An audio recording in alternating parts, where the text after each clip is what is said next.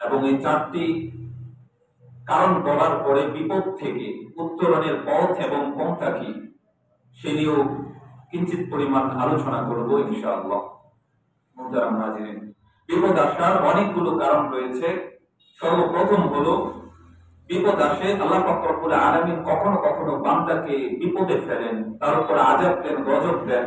এটার কারণ হলো আল্লাহ পাক রব্বুল আলামিন তাকে সতর্ক করে যেন সে সমস্ত ধরনের আল্লাহ পাক রব্বুল আলামিনের নাফরমানি থেকে, গুনাহ থেকে ফিরে এসে আল্লাহমুখী হয়ে যায়। এক নম্বর কারণ হলো বিপদ আসা, যেন আল্লাহ পাক রব্বুল আলামিন তাকে সতর্ক করেন যেন সে সমস্ত ধরনের নাফরমানি থেকে ফিরে এসে আল্লাহমুখী হয়ে যায়।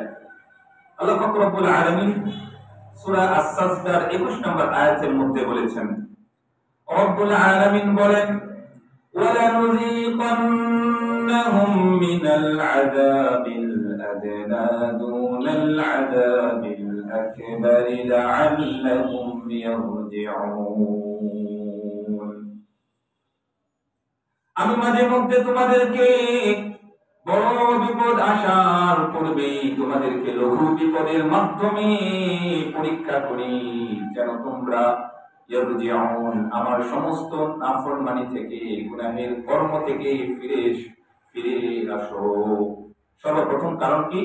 আল্লাহ তাআলা আমাদেরকে বিপদ দেন সতর্ক করার জন্য, যেন আমরা সমস্ত নাফরমানি থেকে ফিরে এসে আল্লাহমুখী হয়ে যায়। কখনো কখনো আল্লাহ পাক রব্বুল আলামিন আমাদেরকে ছোট ছোট বিপদ দেন, যেন আমরা তার নাফরমানি এবং গুনাহের কর্ম ছেড়ে দিয়ে আল্লাহমুখী হয়ে যায়।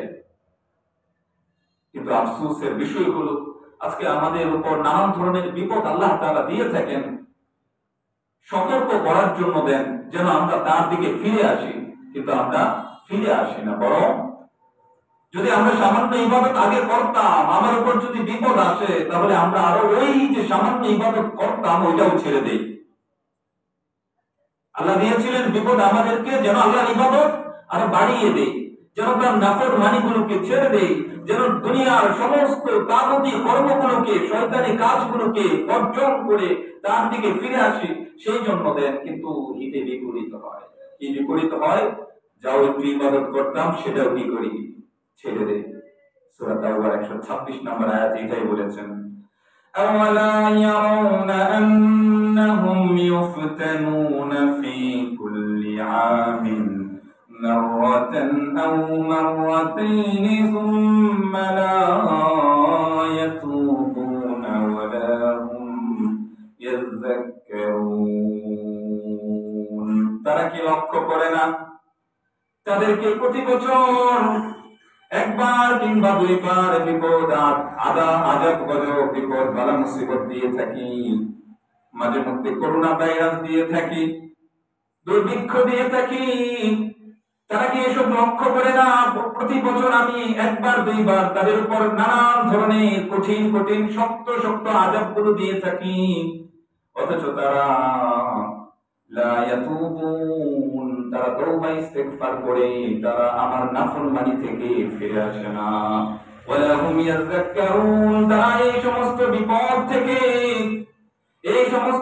থেকে উপদেশ গ্রহণ না করে তারা আগে থেকে আরো বাড়িয়ে দেয় নিজেদের নাফরমানি।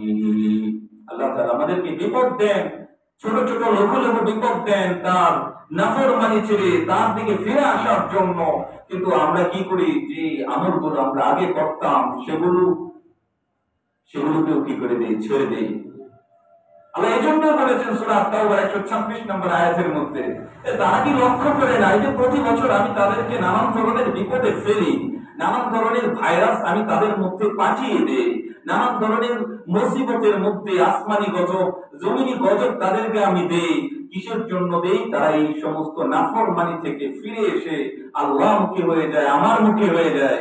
কিন্তু তারা কি করে না? সুম্মা লা ইয়াতুবুনা ওয়ালা হুম ইয়াযাক্কারুন, তারা ফিরে আসে না এবং কি করে না? এই সমস্ত বিপদ থেকে উপদেশও গ্রহণ করে না। 2-3 দিন আগেও আমাদের মাঝে ভূমিকম্প হয়েছিল, জানেন এটা? ভূমিকম্প যে হয়েছিল 7টা 18, সম্ভবত 7টা 18, পরশুদিন 7টা 18-তে কি হয়েছিল? ভূমিকম্প হয়েছিল। কেন ভূমিকম্প দিলেন? এই দুনিয়ার মধ্যে মানুষের কিন্তু অভাব নেই, কিন্তু কয়জন ফজরের নামাজ পড়েন? আল্লাহ তাআলা আমাদেরকে ভূমিকম্প দেন, তিনি আমাদেরকে সতর্ক করেন, তিনি আমাদেরকে সতর্ক করেন, ওরে বান্দা আমি তোদেরকে ভূমিকম্প পাঠিয়ে সতর্ক করি যেন তোরা ফজরের নামাজ পড়িস। আমি চাইলেই তোদেরকে মেরে ফেলতে পারতাম ওই ভূমিকম্প দিয়ে, কিন্তু তোদেরকে মারি না। কেন মারি না? তোদেরকে সতর্ক করি যেন তোরা এই যে নতুন একটা জীবন পেলি, সেই জীবন পেয়ে আমার ইবাদতে মগ্ন হবি।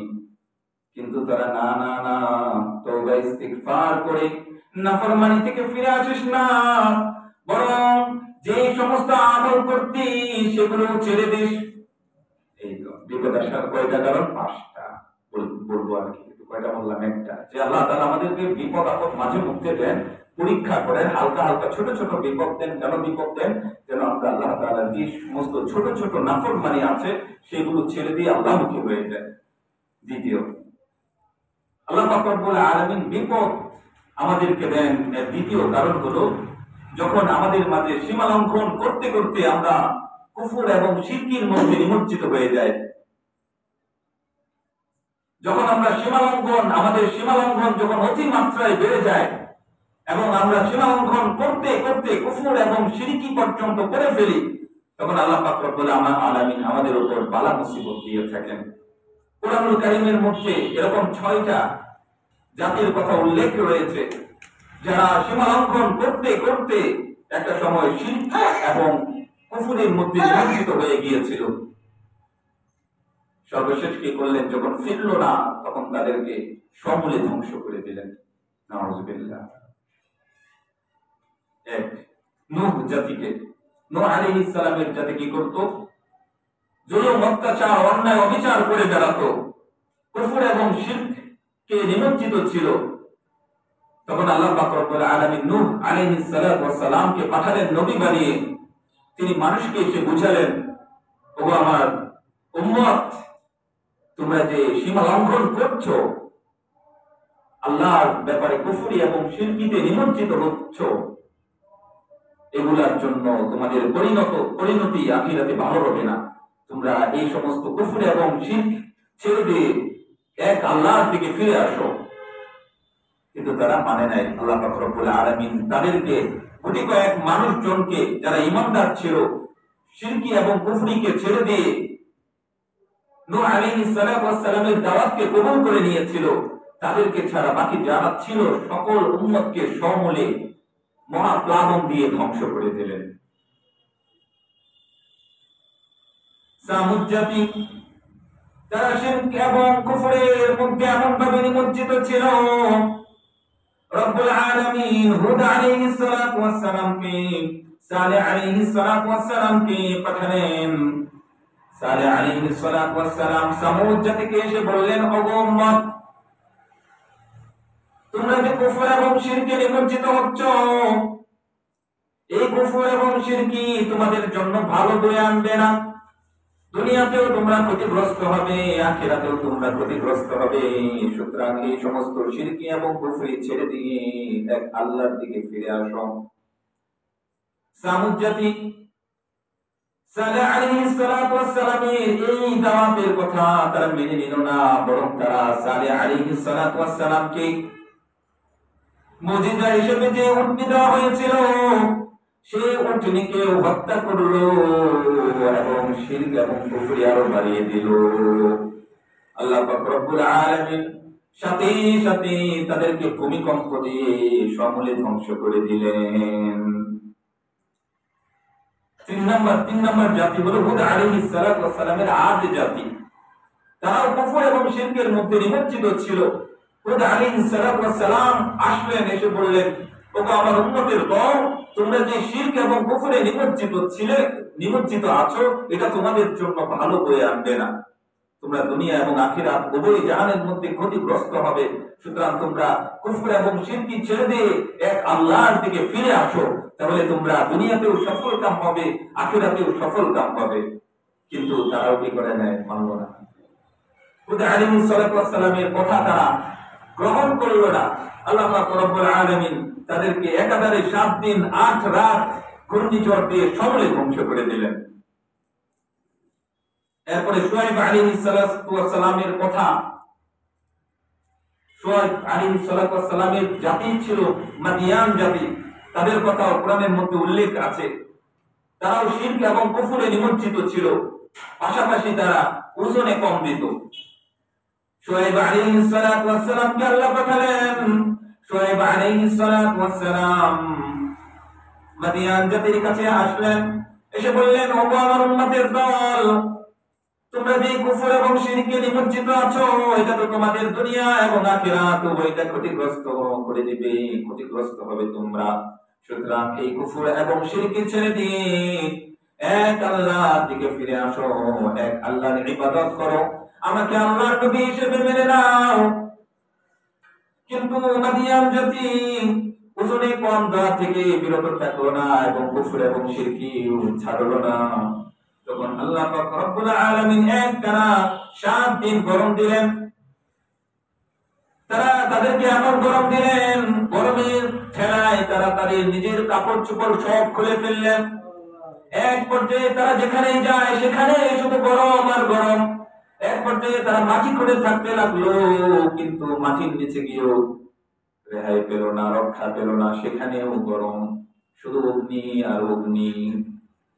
সর্বশেষ আল্লাহ পাক রব্বুল আলামিন এই গরম দেওয়ার কারণে, গরম দেওয়ার ফলেও যখন তারা শিরক এবং কুফর থেকে এবং ওজনে কম দেওয়া থেকে ফিরল না, রব্বুল আলামিন তাদেরকে ধ্বংস করার জন্য একটা মেঘখণ্ড দুনিয়ার মধ্যে পাঠিয়ে দিলেন। তারা মাটির নিচ থেকে বের হয়ে এসে তারা ভাবলো, আজকে হয়তো ওই যে মেঘখণ্ডটা দেখা যাচ্ছে বৃষ্টি হবে, ওই মেঘখণ্ডের নিচে গেলে কিছুটা ছায়া পাবো, আমরা বেঁচে যাবো এই গরমের হাত থেকে। সবাই এই আশায় বুক বেঁধে তারা ওই মেঘখণ্ডের নিচে গেল। কিন্তু তখনও তারা কুফর এবং শিরকি থেকে এবং ওজনে কম যাওয়া থেকে বিরত থাকলো না, ফিরে আসলো না। আমার আল্লাহ পাক রব্বুল আলামিন তাদেরকে ওই মেঘখণ্ড থেকে অগ্নি দিয়ে সমূলে পুরা উম্মতকে ধ্বংস করে দিলেন। এই হলো সীমা লঙ্ঘন করে যখন কোন উম্মত, যখন কোন মানুষ কুফর এবং শিরকিতে নিমজ্জিত হয়ে যায়, আল্লাহ পাক রব্বুল আলামিন সাথে সাথে যদি তারা কুফর এবং শিরকি ছেড়ে দিয়ে কিনা করে ফিরে না আসে আল্লাহ তাআলার দিকে, তাহলে সেই জাতিকে সমূলে ধ্বংস করে দেন। ফেরাউনের কথা উল্লেখ আছে।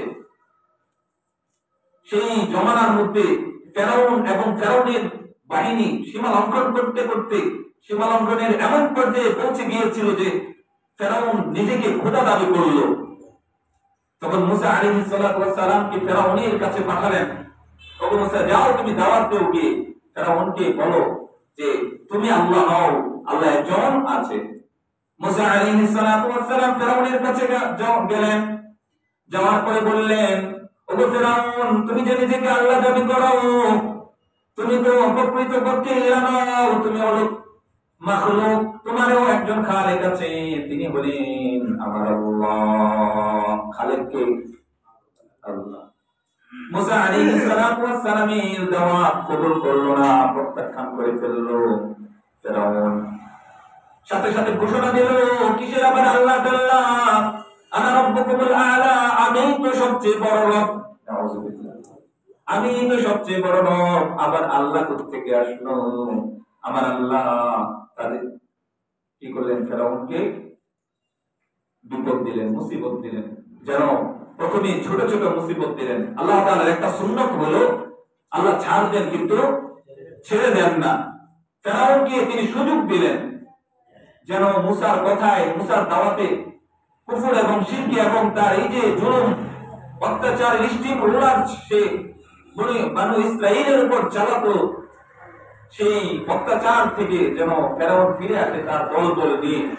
সেই জন্য তিনি সর্বপ্রথম ফেরাউনের রাজ্যের মধ্যে একটা দুর্ভিক্ষ দিলেন। দুর্ভিক্ষের কারণে মানুষ মারা যেতে লাগলো। ফেরাউন এবং ফেরাউনের বাহিনীর মধ্যে যারা ছিল এদের মধ্যে অনেকেই মারা যেতে লাগলো ক্রমান্বয়ে। তখন আল্লাহ পাক রব্বুল আলামিন বিপদটাকে আরো কি করলেন? প্রখর করে দিলেন, বাড়িয়ে দিলেন ওই দুর্ভিক্ষটাকে। একবার দিন ফেরাউন আসলো, ওগো মুসা তুমি তোমার আল্লাহর কাছে দোয়া করো, আমি তোমার আল্লাহকে এবং তোমাকে রাসূল হিসেবে মেনে নিব, তোমার আল্লাহকে রব এবং তোমাকে তার রাসূল হিসেবে মেনে নিব, নবী হিসেবে মেনে নিব। তুমি তোমার আল্লাহর কাছে দোয়া করো, এই যে রাজ্যের মধ্যে দুর্ভিক্ষ দেখা দিয়েছে, এই দুর্ভিক্ষ যেন তুলে নেন, উঠিয়ে নেন। মুসা আলাইহিস সালাতু ওয়াস সালাম আল্লাহর কাছে দোয়া করলেন, আল্লাহ সাথে সাথে ওই দুর্ভিক্ষ দূর করে দিলেন। কিন্তু ফেরাউন আগে যেরকম ছিল ঠিক তেমনই, সে আল্লাহকে আল্লাহ হিসেবে মানল না এবং মুসা আলাইহিস সালাতু ওয়াস সালামকেও রাসূল হিসেবে, নবী হিসেবে স্বীকৃতি প্রদান করল না।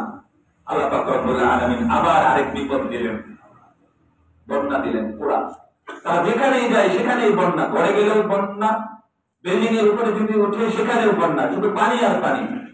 আবার মুসার কাছে আসলো, ও মুসা আমি তোমাকে রাসূল হিসেবে মেনে নিব, তোমার আল্লাহকে রব হিসেবে মেনে নিব, কিন্তু শর্ত হলো তুমি তোমার আল্লাহকে বলো এই যে বন্যা দেওয়া হয়েছে এই বন্যা আমার রাজ্য থেকে দূর করে দিতে। আল্লাহ পাক রব্বুল আলামিন সাথে সাথে বন্যা দূর করে দিলেন। কিন্তু মুসা ফেরাউন তার কুফরি এবং শিরকি থেকে ফিরে আসলো না এবং তার অত্যাচার, জুলুম অত্যাচার থেকেও সে নিবৃত থাকলো না।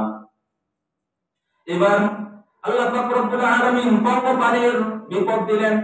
পঙ্গপাল নতুন বিষয় না, নতুন বিষয় না, পঙ্গপাল অনেক আগে থেকে, হয়তো আমরা করোনার পরে আমরা শুনেছি যে পঙ্গপাল ইন্ডিয়াতে এসেছে, কিন্তু না, পঙ্গপাল অনেক আগে থেকেই ছিল। পঙ্গপালের বিপদ দিলেন ফেরাউনের রাজ্যের মধ্যে। আবার দুর্ভিক্ষ দেখা দিল, পঙ্গপাল সমস্ত ফসল নষ্ট করে দিল।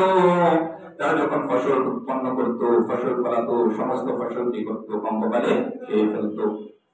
আবার একই ঘটনা, ফেরাউন মুসার কাছে আসলো, ও মুসা তোমাকে নবী হিসেবে মানবো, তোমার আল্লাহকে রব হিসেবে মেনে নেব, তবে শর্ত হলো তুমি তোমার আল্লাহকে বলো এই যে পঙ্গপালের বিপদ তিনি আমাদেরকে দিয়েছেন, এই পঙ্গপালের বিপদ যেন উঠিয়ে নেন। আল্লাহ পাক রব্বুল আলামিন পঙ্গপালের বিপদ উঠিয়ে নিলেন, কিন্তু ফেরাউন তার কথা রাখলো না। সাথে সাথে আল্লাহ পাক রব্বুল আলামিন ব্যাঙের গজব দিলেন, যেখানে যা সেখানে ব্যাঙ আর ব্যাঙ। আবার আসলো ফেরাউন মুসার কাছে, ওগো মুসা তোমাকে নবী হিসেবে মেনে নিব, আল্লাহকে রব হিসেবে মেনে নিব, তুমি তোমার আল্লাহকে বলো এই ব্যাঙের গজব দূর করে দিতে আমার রাজ্য থেকে। আবার আল্লাহ ব্যাঙের গজব দূর করে দিলেন, কিন্তু ওই ফেরাউন মুসা আলাইহিস সালাতু ওয়াস সালামকে নবী হিসেবে মেনে নিল না, আমার আল্লাহকে রব হিসেবে মানল না। এবার পাঠালেন রক্তের গজব, পানি খেতে যায় রক্ত, গোসল করতে যায় রক্ত, যেখানে যায় সেখানে রক্ত, নদীতে যায় পুরো নদী রক্ত হয়ে যায়, ভরলেই পানি, পানির খাওয়ার ব্যবস্থা নাই, গোসল করার ব্যবস্থা নাই, পানি দিয়ে কোনো কিছু করার ব্যবস্থা নাই, পানি কি হয়ে যায়, রক্ত। আবার ফেরাউন মুসার দরবারে আসলো, ও মুসা ভুল তো করছি, আগে ওয়াদাও ভাঙছি, আর করতাম না, কি করো তোমার রবের কাছে দোয়া করো যেন এই রক্তের গজব উঠায় নেয় আমার রাজ্য থেকে। আমি তোমার রবকে আল্লাহ হিসেবে মেনে নিব, তোমাকে রাসূল হিসেবে মেনে নিব, নবী হিসেবে মেনে নিব, শর্ত হলো রক্তের গজব উঠাতে হবে। আল্লাহ পাক রব্বুল আলামিন সাথে সাথে রক্তের গজব উঠিয়ে নিলেন। কিন্তু ফেরাউন আগের মতোই রয়ে গেল, আল্লাহকে রব হিসেবে মানল না, মুসা আলাইহিস সালাতু ওয়াস সালামকে নবী রাসূল হিসেবে স্বীকৃতি প্রদান করলো না। এবার আল্লাহ সর্বশেষ একটা গজব পাঠালেন, সেটা হলো পুরা অঞ্চলের মধ্যে মহামারী প্লেগ ছড়িয়ে দিলেন। একদিনে ৭০,০০০ বনি ফেরাউনের রাজ্যের ৭০,০০০ যুবক মারা যায়। প্লেগ কি রূপ? প্লেগ রূপ দিলেন, সর্বশেষ প্লেগ রূপ দিলেন। এবার আসছে ভুল করছি আর করবো না, এটাই সর্বশেষ, তোমাকে নবী হিসেবে মানবো, আল্লাহকে কি হিসেবে মানবো, রব হিসেবে মানবো, তাড়াতাড়ি আল্লাহকে বলো যেন এই দুর্ভিক্ষ, এই রূপ উঠিয়ে নেন। উঠিয়ে নিলেন, কিন্তু জেলাও সেই আর মানলে না। এবার আল্লাহ পাক রব্বুল আলামিন বললেন, ওগো মুসা তুমি তোমার জাতিকে নিয়ে লোহিত সাগর পাড়ি দিয়ে অমুক রাষ্ট্রে চলে যাও। এতক্ষণ কি দিলেন আল্লাহ? ফেরাউনকে ছাড় দিলেন, এখন আর ছাড় দিবেন না, এখন সমূলে কি করবেন? ধ্বংস করবেন। রাতের আঁধারের মধ্যে মুসা আলাইহিস সালাতু ওয়াস সালাম নিজের জাতিকে নিয়ে লোহিত সাগর পাড়ি দিলেন। যখন লোহিত সাগরের কাছে গেল, গিয়ে দেখলো কোনো রাস্তা নাই। মুসা আলাইহিস সালাতু ওয়াস সালামের ইহুদি জাতি বলল, ওগো মুসা, এখন তো পিছনে ফেরাউনের বাহিনী, সামনে লোহিত সাগর, ব্যাপার কি? সামনে গেলে মারা যাবো, পানিতে পড়ে, পানিতে ডুবে নাকানি চুবানি খেয়ে মারা যাবো। পিছনেও যদি ফিরে যায় তাহলে কি করবে? ফেরাউনের বাহিনী। এবার তো আমরা ধরা খেয়ে ছাড়বো, ধরা খেয়েই যাব। মুসা আলাইহিস সালাম বললেন, কাল্লা রাব্বি কাল্লা মাইয়া রাব্বি সায়াহদিন, কখনোই না, আমার আল্লাহ অচিরে আমাকে পথ দেখাবেন। আল্লাহ পাক রব্বুল আলামিন ওহী পাঠিয়ে দিলেন, ও মুসা, তোমার হাতে যা আছে বাড়ি দাও। লাঠি দিয়ে বাড়ি দিলেন, 11 রাস্তা হয়ে গেল। রাস্তা সমুদ্রের মধ্যে বানান তিনি কে? আল্লাহ। 11 রাস্তা হয়ে গেল। 11টা কওম ছিল, দল ছিল। মুসা আলাইহিস সালামের জাতির মধ্যে কয়টা দল ছিল? 11টা দল ছিল। 11টা দল নিয়ে, 11টা পথ দিয়ে মুসা আলাইহিস সালাম তার জাতিকে নিয়ে নিরাপদে পার হয়ে গেলেন। সুবহানাল্লাহ। এবার ফেরাউন আসলো, ব্যাপার কি? রাস্তা থেকে হলো 11-12 যেটা থাকে, রাস্তা হয়ে গেল। রাস্তা থেকে হলো, এবার একটা পার্ট নিল, সে ভাব নিল। কি নিল? ভাব নিল। আর বাহিনীকে বললো, এই যে রাস্তা হলো, কেন হলো জানো? আমি বললাম, রব, আমি এই সাগর পাড়ি দেব, আগে আমাকে দেখে, আমার আওয়াজ শুনে সমুদ্র ফিরে রাস্তা হয়ে গেছে। একটা ভাব নিল। ফেরাউন যখন মাঝ পথে গেল, আল্লাহ বললেন, ওগো সমুদ্র, আগের মতো হয়ে যাও। সাথে সাথে আগের মতো হয়ে গেল। নাকানি চুবানি খেয়ে ফেরাউন সহ, ফেরাউন এবং ফেরাউনের জাতি সহ ফেরাউন কি করলো? মারা গেল। এবার ফেরাউন কি বলে? এই বলে, حتى إذا أدركه الغرق قال آمنت أنه لا إله إلا الذي آمنت به بنو إسرائيل وأنا من المسلمين। যখন ফেরাউন ওই সমুদ্রের মধ্যে, লোহিত সাগরের মধ্যে পানিতে ডুবে নাকানি চুবানি খাচ্ছিল, তখন সে বলল, আমানতু, আমি ঈমান আনলাম, লা ইলাহা ইল্লাল্লাযী আমানাত বিহি বানু ইসরাঈল, বনু ইসরাঈল যে রবের নিকট, যে একক রবের ঈমান, যে একক রবের উপর ঈমান আনলো, আমিও সেই রবের উপরে কি আনলাম? ঈমান আনলাম। তিনি একমাত্র ইলাহ, আমি কোন ইলাহ না। এতদিন দুঃখের মধ্যে ছিলাম, এখন আমি ঈমান আনলাম। আল্লাহ পাক রব্বুল আলামিন বলেন, আল-আন, এখন সময় হয়েছে ঈমান আনার। এখন তো সময় হলেও লাভ নাই, এখন আর ঈমান আনলেও কোনো লাভ নাই। আল্লাহ পাক রব্বুল আলামিন জিবরাইলকে পাঠিয়ে দিলেন, যখন লা ইলাহা ইল্লাল্লাহ বলার আগে আগে সমুদ্রের কাদা তার মুখে ছুঁড়ে মারো, বন্ধ করে দাও মুখ। সমুদ্রের কাদা ফেরাউনের মুখের মধ্যে দিয়ে দিলেন। ফেরাউন আর ঈমান আনতে পারে নাই। আল্লাহ পাক রব্বুল আলামিন বললেন, আল-আনা ওয়া ক্বাদ আসাইতা ক্বাবলু, এখন ঈমান আনার সময় হয়েছে, অথচ তুমি অতীতে আমার নাফরমানিতে নিমজ্জিত ছিলে। ওয়া কুনতা মিনাল মুফসিদিন, জমিনের মধ্যে ফাসাদ সৃষ্টি করেছো, বিশৃঙ্খলা সৃষ্টি করেছো, আর এখন মারা যাওয়ার সময়, তোমার ঈমান আনার সময় হয়েছে। না না না, আমি আল্লাহ তোমার ঈমানকে কবুল করব না। সাথে সাথে ঈমান ফেরাউনকে আল্লাহ পাক রব্বুল আলামিন তার জাতি সহ ডুবিয়ে মেরে দিলেন, মেরে ফেললেন। এজন্য আল্লাহ তাআলার একটা সুন্নাহ হলো, আল্লাহ ছাড় দেন কিন্তু ছেড়ে দেন না। বিপদ আসার 3 নম্বর কারণ হলো, আমাদের সমাজের মধ্যে যখন পাপ কর্ম বেশি বেশি বেড়ে যায়, আল্লাহ পাক রব্বুল আলামিন আমাদেরকে নানান ধরনের বিপদ, বালা মুসিবত, আযাব গজব দিয়ে থাকেন। আসমানি গজব দিয়ে থাকেন, জমিনের গজব দিয়ে থাকেন। আল্লাহ পাক রব্বুল আলামিন সূরা শুরা 30 নম্বর আয়াতের মধ্যে বলেছেন, وما أصابكم من مصيبة فبما كسبت أيديكم ويعفو عن كثير। ওগো মানুষ, তোমাদেরকে যে বিপদ আপদ আক্রান্ত করে থাকে, আমি যে তোমাদেরকে আযাব গজব দিয়ে থাকি, আসমানি আযাব, জমিনি আযাব, এই সমস্ত এই ধরনের সকল আযাব এবং বালা মুসিবত তোমাদের হাতের কামাই। কার হাতের কামাই? আমাদের হাতের কামাই। সূরা রুমের 41 নম্বর আয়াতের মধ্যে আল্লাহ পাক রব্বুল আলামিন বলেছেন, যাহারাল ফাসাদু ফিল বাররি ওয়াল বাহরি বিমা কাসাবাত আইদিন নাস। এই যে জমিনের মধ্যে নানান ধরনের ফাসাদ, বিশৃঙ্খলা সৃষ্টি হয়ে থাকে, নৈরাজ্য সৃষ্টি হয়, এই সমস্ত নৈরাজ্য এবং ফাসাদ এগুলা সব কিছু হয়ে থাকে মানুষের হাতের কামাইয়ের জন্য। হাদিসের মধ্যে আছে, ইবনে মাজাহ 4019 নম্বর হাদিস, যখন সমাজের মধ্যে নবীজি বলেন 5টা গুনাহ বেড়ে যায়, তখন আল্লাহ পাক রব্বুল আলামিন 5টা মুসিবত মানুষকে দিয়ে থাকেন। এক, যখন সমাজের মধ্যে যৌনতা বেড়ে যায়, অশ্লীলতা বেড়ে যায়, তখন আল্লাহ পাক রব্বুল আলামিন আমাদেরকে এমন এমন রোগ দেন, নবীজি বলেছেন যে রোগ ইতিপূর্বে আর কখনোই পৃথিবীর মধ্যে আসে নাই। আজকে সমাজের মধ্যে রাস্তায় বের হওয়া যায় না, কিন্তু অশ্লীলতা দেখা যায়, যৌনতা বেড়ে গেছে, যৌনি পল্লী পর্যন্ত গড়ে উঠেছে দেশের মধ্যে। আগে ছিল ব্যবসা, এখন হয়েছে মডেল, নাম পরিবর্তন হয়েছে। আগে ব্যবসা ছিল, নাম ছিল ব্যবসা, তারা যৌনপল্লীতে গেলে এদের নাম ছিল ব্যবসা, আর এখন এই ব্যবসা শব্দকে পরিবর্তন করে নাম দিয়েছে কি মডেল। তাদের ঘরের মধ্যে যাওয়া হয়, গিয়ে দেখা যায় শত শত মদের বোতল, গাঁজার বান্ডেল পাওয়া যায়। যখন তাদেরকে জিজ্ঞেস করা হয় কি ব্যাপার, আপনার রুমের মধ্যে এত মদের বোতল কেন,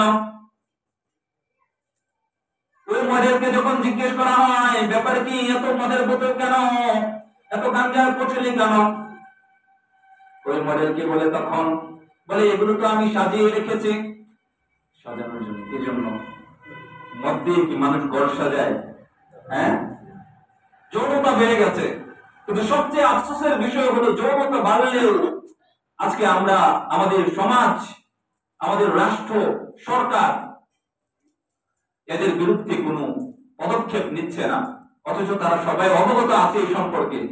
এজন্য আল্লাহ পাক রব্বুল আলামিন আমাদেরকে এমন এমন বিপদ দেন, এমন এমন রোগ দেন, এই যে অশ্লীলতা বাড়ার কারণে, যা ইতিপূর্বে আর কখনোই পৃথিবীর মধ্যে আল্লাহ পাক রব্বুল আলামিন দেন নাই। যেমন যৌনতা বেড়ে যাওয়ার কারণে আজকে কি হয়, মানুষের এইডস রোগ হয়। কি রোগ হয়? এইডস রোগ। বিজ্ঞানীরা বলেছেন, ডাক্তাররা বলেছেন যে এই এইডস রোগ একবার কারোর মধ্যে যদি ধরা পড়ে তাহলে তার বাচ্চার আর কোনো সম্ভাবনা নেই। কারণ এই এইডস রোগের এখন পর্যন্ত কোনো মেডিসিন বিজ্ঞানীরা আবিষ্কার করতে পারেন নাই। এটা তো আমাদের নবীজি বলে গিয়েছেন, যখন তোমাদের সমাজের মধ্যে, দেশের মধ্যে, রাষ্ট্রের মধ্যে যৌনতা বেড়ে যাবে, অশ্লীলতা বেড়ে যাবে, তখন আমি তোমাদেরকে, আল্লাহ পাক রব্বুল আলামিন এমন এমন রোগ পাঠাবে যার কোনো চিকিৎসা, যার কোনো মেডিসিন এখন পর্যন্ত তোমাদের মানুষ বের করতে পারে নাই। কে বলেছে এটা? আমি বলেছি নাকি নবীজি বলেছেন? নবীজি বলেছেন।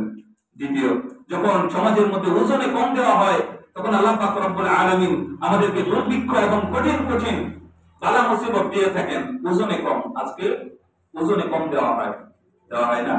মিথ্যা না সত্য? ওজনে কম দিলে আল্লাহ পাক রব্বুল আলামিন কি বলেছেন? যে আযাব, গজব, বালা মুসিবত ওই সমাজের মধ্যে, যেই সমাজের মধ্যে ওজনে কম দেওয়া হবে, সেই সমাজের মধ্যে কি করা হবে? বালা মুসিবত পাঠানো হবে, গজব দেওয়া হবে। 3 নম্বর, যখন যাকাত দেওয়া মানুষ বন্ধ করে দিবে। আজকে অনেক কোটি কোটি আছে, সম্পদের পাহাড় স্তূপ গড়ে ফেলেছে, কিন্তু যাকাত আদায়ের সময় তারা যাকাত দেয় না। দিলেও কিঞ্চিত পরিমাণ দেয়। কিসের জন্য দেয়? কম্বল টম্বল দেয়, সেলফি তুলে। কিন্তু 100 কোটি টাকার মধ্যে ধরে 40 কোটি টাকা দিয়ে যাকাতের টাকা দেয়, তাহলে কি পরিমাণে কম্বল দিতে পারবে মানুষ? আর সমাজের মধ্যে কি মানুষ আর ফকির থাকবে? সবাই ধনী হয়ে যেত। কিন্তু আজকে আমরা সম্পদের পাহাড় করে তুলি, কিন্তু যাকাত দেই না। নবীজি বলেন, সমাজের মধ্যে যখন 5টা গুনাহের কাজ বেড়ে যাবে, 3 নম্বর গুনাহ হলো যাকাত। যখন ধনীরা যাকাত না দেবে, তখন আল্লাহ পাক রব্বুল আলামিন বৃষ্টি বন্ধ করে দিবেন। বৃষ্টি বন্ধ করে দেন না আল্লাহ? মাঝে মধ্যে বৃষ্টি বন্ধ করে দেন। কেন দেন? নবীজি এটা বলে গিয়েছেন, যখন তোমাদের সমাজের মধ্যে মানুষ যাকাত দেওয়া থেকে বিমুখতা প্রদর্শন করবে, তখন কি করা হবে? আল্লাহ পাক রব্বুল আলামিন বৃষ্টি বন্ধ করে দিবেন। 4 নম্বর, আল্লাহ এবং তার রাসূলের আনুগত্যের বিপরীত যারা চলবে, আল্লাহ পাক রব্বুল আলামিন বলেন তাদেরকে আমি কি করব? আযাব গজবে নিপতিত করব। নবীজি বলেন কেউ যদি আল্লাহ এবং তার রাসূলের আনুগত্যের বিপরীত চলে তাহলে আমি তাকে শত্রু দেশের কোন শত্রুকে মসনদের মধ্যে বসিয়ে দেব। শত্রু দেশকে চাপিয়ে দেওয়া হবে। নিজের দেশের মধ্যে আপনি চলতে পারবেন, কিন্তু শাসন ক্ষমতা কার থাকবে? অন্য দেশের শত্রুদের থাকবে। শুধু তাই নয়, রাসূলুল্লাহ সাল্লাল্লাহু আলাইহি ওয়াসাল্লাম বলেছেন সেই শত্রু এসে শুধু তোমাদেরকে শাসন করবে না, তোমাদের যত সম্পদ আছে সব লুট করে নিয়ে চলে যাবে। এরকম ঘটনা দুনিয়ার মধ্যে আছে না নাই? 5 নাম্বার, যখন সমাজ থেকে কোরআনের আইন উঠে যাবে, কোরআনকে মানুষ আইনের জন্য নিবে না, কোরআনকে মানুষ যখন সবকিছুর সমাধান হিসেবে মেনে নিবে না, গ্রহণ করবে না, আল্লাহ পাক রব্বুল আলামিন বলেন তখন এই সমাজের মধ্যে জালেম শাসককে চাপিয়ে দেওয়া হবে। আজকে আমাদের সমাজের মধ্যে আমরা সব বুঝি, কোরআনের আইন আছে না নাই? নাই। কোরআনের আইনেই নাই। সমাজের মধ্যে কোরআনের আইন বাস্তবায়ন আছে? নাই। যখন হুজুরেরা কোরআনের আইনের কথা বলে তখন বলে হুজুররা আবার রাজনীতিতে আসে কেন? বলে না এটা?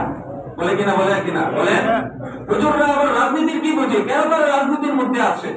তারা থাকবে কোরআন নিয়ে, তারা থাকবে হাদিস নিয়ে। সবচেয়ে বড় রাজনীতি কোনটা? কোরআন।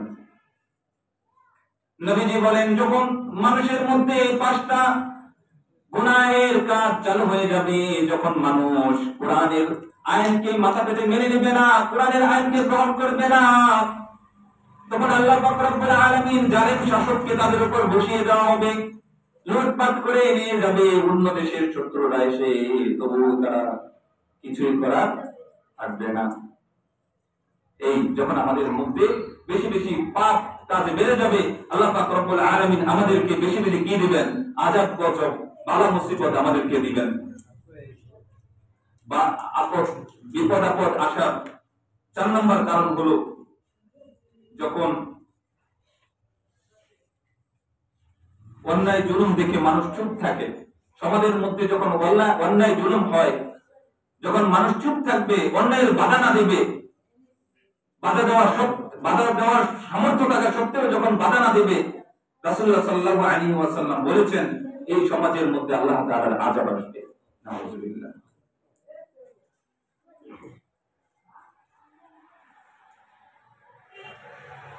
দাউদ আলাইহিস সালাতু ওয়াস সালামের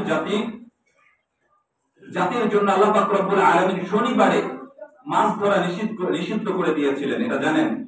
দাউদ আলাইহিস সালাতু ওয়াস সালামের জাতিকে শনিবারে তারা যেন মাছ না ধরে সেই নিষেধ করে দিয়েছিলেন। তখন তাদের মধ্যে 3টা ভাগ হয়েছিল। কয়টা ভাগ? 3টা ভাগ হয়েছিল। একটা ভাগ ছিল তারা আল্লাহ পাক রব্বুল আলামিনের এই আদেশকে মেনে নিয়েছিল। আরেকটা ভাগ ছিল তারা কি করে নাই?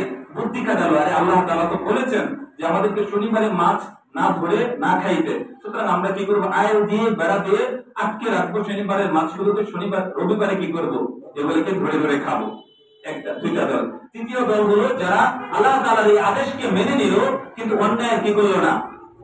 বাধা দিল না। তো প্রথম যে জাতি যে যারা আল্লাহ তাআলার আদেশ মেনে নিল এবং যারা এই যে আইন দিয়ে রবিবারে কি করছিল? মাছ ধরে খাচ্ছিল, তাদেরকে কি করলো? বাধা দিল। এটা তো ঠিক না। তখন আল্লাহ পাক রব্বুল আলামিন ওই যে আরেকটা জাতি কি করছিল? মানছিল ঠিক, কিন্তু এদেরকে বাধা দিল না। আল্লাহ পাক রব্বুল আলামিন এই জাতিকে রেখে ওই দুটো জাতিকে কি করে দিলেন? ধ্বংস করে দিলেন।